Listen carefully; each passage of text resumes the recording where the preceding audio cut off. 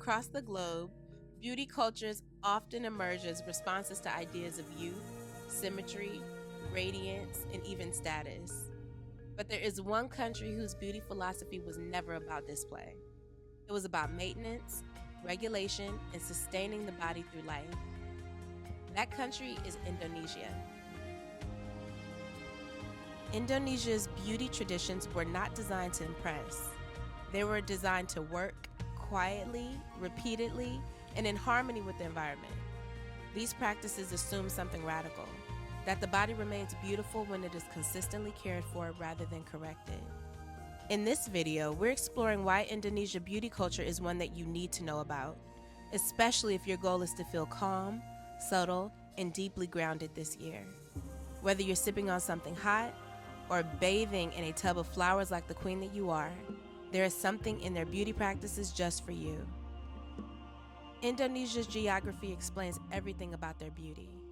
As an equatorial archipelago of more than 17,000 islands, the region is shaped by constant heat, humidity, volcanic soil, dense rainforests, and surrounding seas. Their beauty practices evolved as responses to these conditions, not as trends or luxury fantasies, but systems for living well. Where other global beauty systems aim to correct perceived flaws, Indonesian beauty focuses on homeostasis, the steady regulation of heat, energy, and the nervous system. This is why they focus on oils over creams to protect the skin without trapping heat, exfoliation, cooling rituals are paired with warming ones, and skin treatments to regulate instead of fixation on imperfection. The goal is not aspiration, it is adaptation. By following this philosophy, beauty becomes intelligent maintenance rather than performance. We begin in Java, the historical and cultural heart of Indonesia. For centuries, Java was home to royal courts shaped by Hindu-Buddhist kingdoms and later Islamic sultanates. These courts defined beauty not as excess, but as restraint, because a composed body reflected a composed inner life.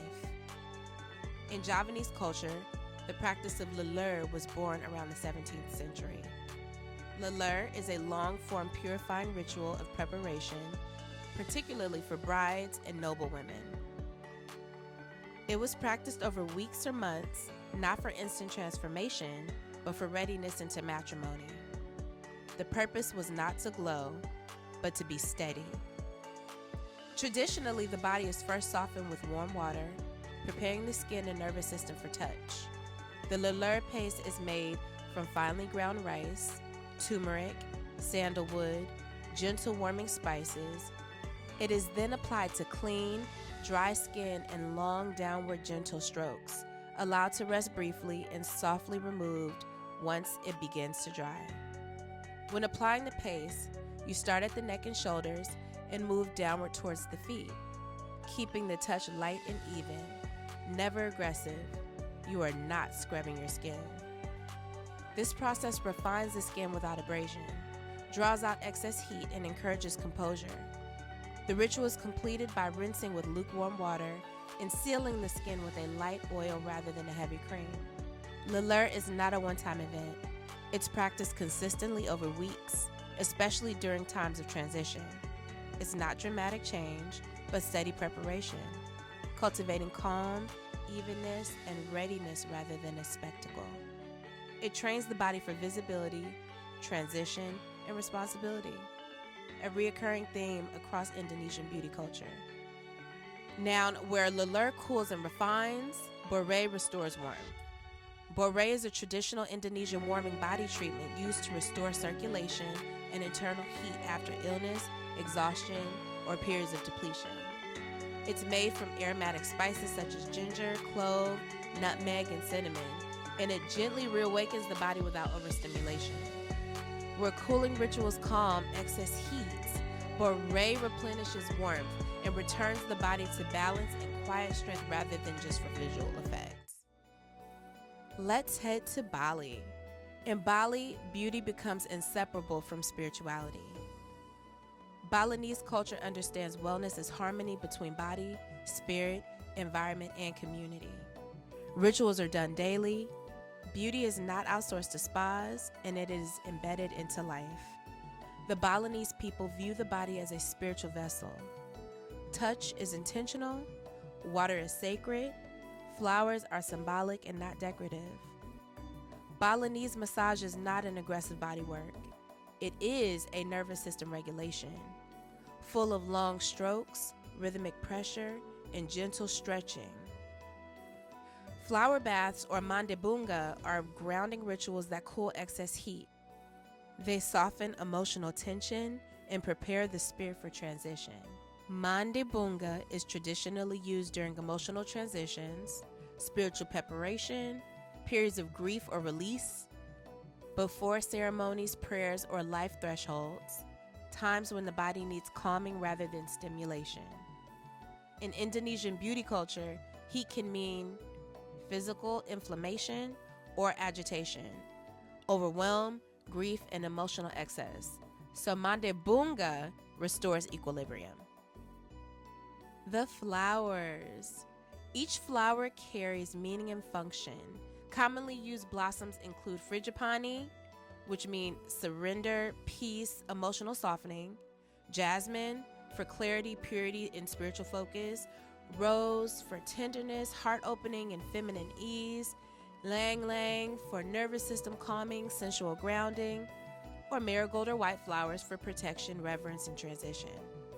The flowers are floated whole and never chopped because their form matters. In a mandibunga, water is treated as a living conduit, so baths are prepared in silence or with prayer. The goal is not cleansing in the hygienic sense, but resetting the body's internal state. This is why mandibunga is often paired with water temple rituals, prayer, or intention setting. Periods of stillness before or after the bath matter. The bath closes one energetic chapter and opens another.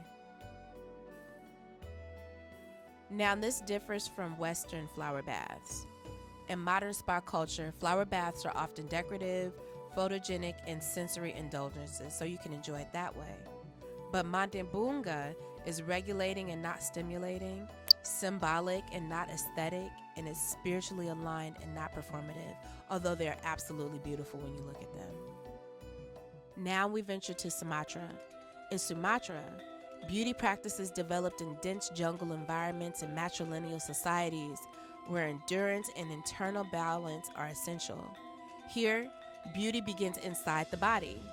Herbal steam baths to support circulation, immunity, and detoxification to open pores while releasing internal heat. We have jamu, which is Indonesian traditional herbal medicine. It's not consumed as a cleanse or a trend. It's to be taken daily, reinforcing a cultural belief that it is about health over pleasure and consistency is key, or in this case, consistency is luxury. Taken at warm or room temperature, jamu is intentionally bitter or earthy, and it's made from roots, spices, and botanicals such as turmeric, ginger, tamarind, and lemongrass. Jamu supports digestion, circulation, hormone balance, and skin clarity. So again, it works quietly beneath the surface to regulate heat, supporting internal systems and sustaining beauty over time rather than delivering instant results. Jamu does not promise an instant glow, but it does build lasting equilibrium. Now, let's go to Sulawesi. In Sulawesi, you can be sure to find beauty rituals during a major threshold in life. In Sulawesi, beauty rituals are protective technologies and stabilizing rites used when the body or spirit is crossing from one state of life into another. During puberty, healing, grief, and transition, they use oils, resins, and smokes to stabilize the spirit, making beauty become protective and safe and grounding through emotional and physical change. Here are some of the key practices used to support transition. You have oil anointing for grounding and emotional containment. Here, they use natural oils, often coconut oil, infused with local roots, leaves, or resins, and they're applied slowly to the body to anchor the body. The oil creates a physical boundary on the skin, and it helps the body to feel held and protected during the change. This is especially used after an illness or exhaustion, during emotional shock or grief, or when entering a new life phase. They also use resin and herbal smoke for spiritual stabilization. It's common during major transitions to slowly move smoke around the body as a form of protection and safety, particularly among the communities such as the Taraha tribe, who are known for their funeral rituals. They believe that smoke calms emotional turbulence, cleanses lingering spiritual residue, and marks the body as protected during vulnerability. They also use transitional bathing and water rites. Water is used to close one chapter and prepare for the next. Similar to Mandibunga, bathing rituals during transition are quiet and intentional. But in Sulawesi, plain water, sometimes infused with leaves or botanicals, are used to reset the body. Water here is grounding and not energizing. Another practice that they use is reduced stimulation as a beauty practice. One of the most important rituals actually is what is removed. And so during transition, the body is touched gently, stimulation is minimized, silence and rest are prioritized. So beauty in this context is allowing the nervous system to settle so the body can reorganize itself and focus on alignment over improvement. It's all about supporting your life through beauty. So in conclusion, across Indonesia, beauty treatments and traditions are a coherent philosophy that care is preventative, not corrective. Heat and energy are regulated and not ignored. Ritual is daily, not occasional. The power of touch calms the nervous system. Beauty supports long-term balance. And consistency matters more than extreme spectacles. Do any of these practices resonate with you? And if you're not already doing them, which one will you start this year? If you enjoy understanding the why behind beauty rituals and you like content that feels educational but still beautiful, I invite you to like and subscribe to this channel for more beauty, spa, and wellness topics. Until next time, stay beautiful and stay well.